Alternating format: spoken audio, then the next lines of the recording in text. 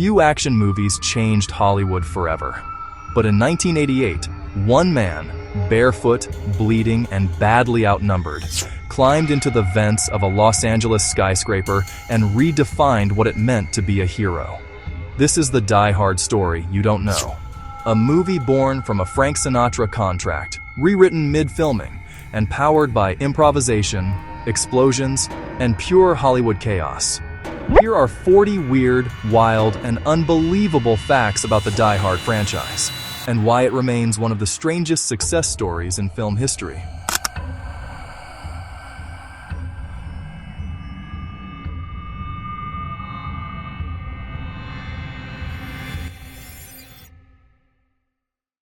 Die Hard was technically a sequel to a 1968 Frank Sinatra movie called The Detective.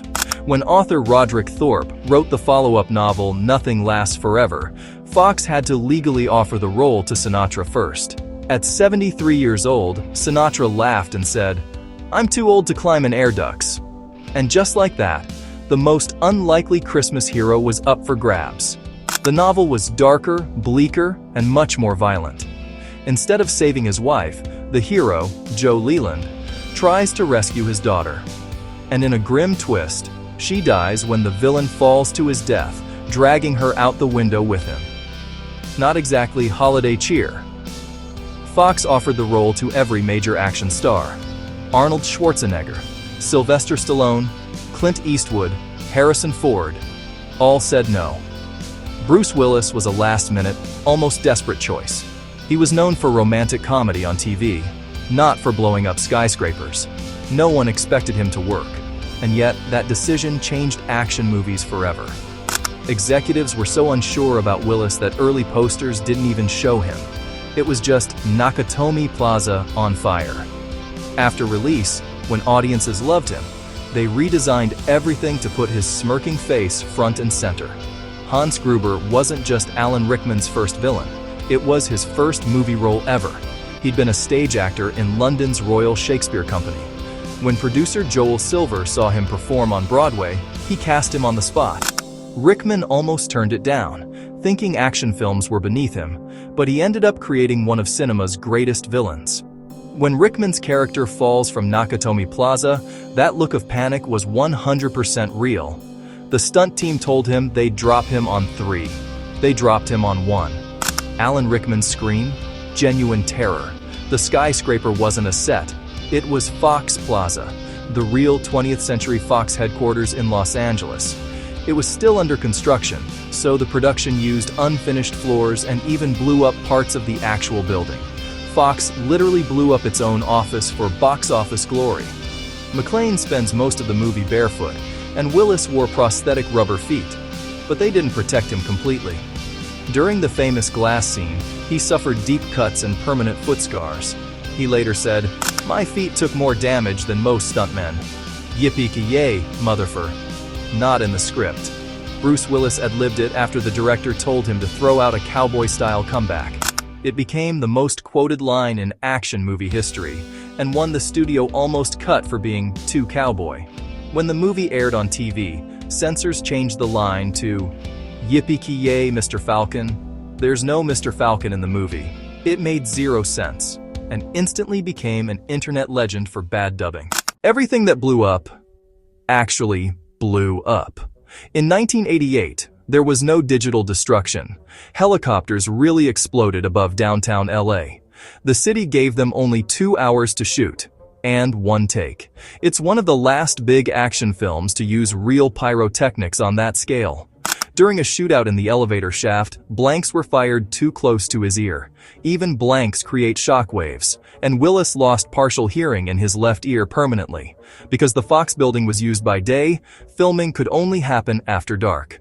The crew turned nocturnal, shooting from evening until sunrise. Bruce Willis said they went weeks without seeing daylight.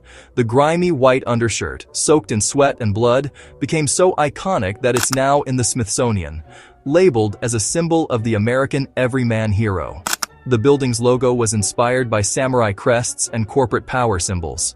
It subtly combines Japanese honor with Western greed, the two forces clashing inside the tower. The German lines spoken by the villains: total gibberish. Even native speakers couldn't understand a word. The German dub renamed Hans to Jack Gruber and rewrote all the dialogue to make sense.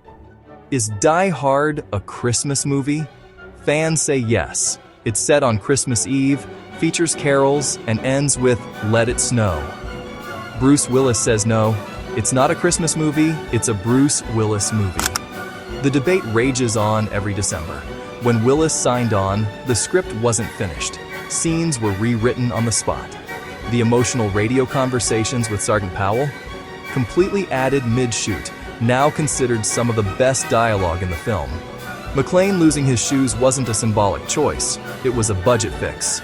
Keeping blood and glass consistent on his shoes was too costly, so they just made him barefoot, accidentally creating one of the film's most vulnerable hero traits. The final helicopter explosion above Nakatomi Plaza broke FAA height restrictions. They flew too close to real buildings. It was so risky that LA authorities said, "Never again." Luckily, they got it perfect on the first take. Before Die Hard, action heroes were invincible gods. McClane changed that. He was sarcastic, scared, flawed, and human. That realism reshaped Hollywood, inspiring future hits like Speed and Taken. Executives thought it would bomb. A romantic TV actor in an R-rated action movie? No chance. Instead, it made $140 million worldwide and became one of Fox's biggest blockbusters ever. Reginald VelJohnson was chosen because producers loved him in Crocodile Dundee. He'd later star in Family Matters as another lovable cop, Carl Winslow. Fans joke that Die Hard and Family Matters exist in the same universe. In early drafts, Hans and his crew were ideological radicals.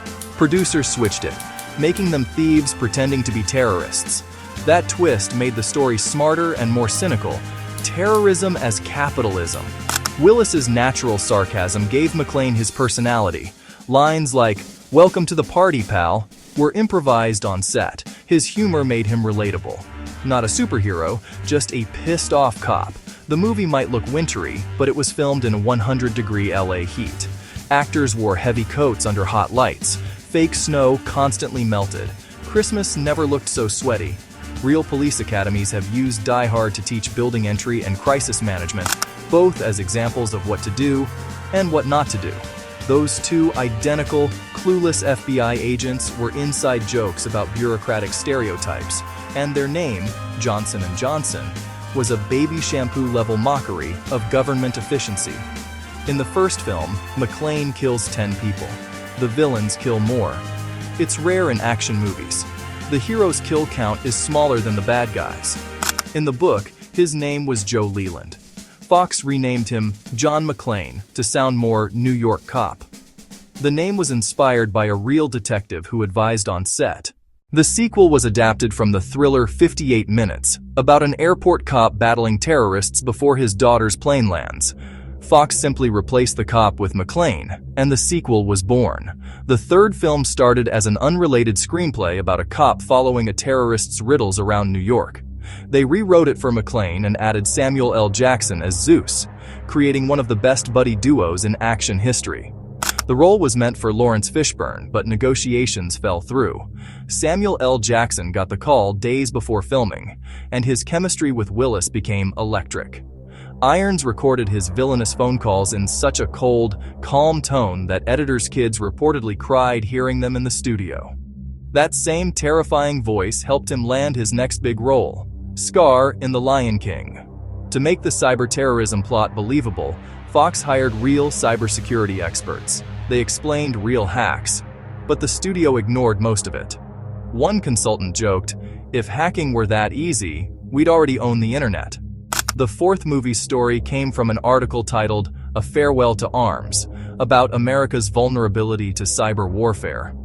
Fox bought the rights and built the fire sale concept around it. Willis performed most of his own stunts, including the flooding tunnel scene.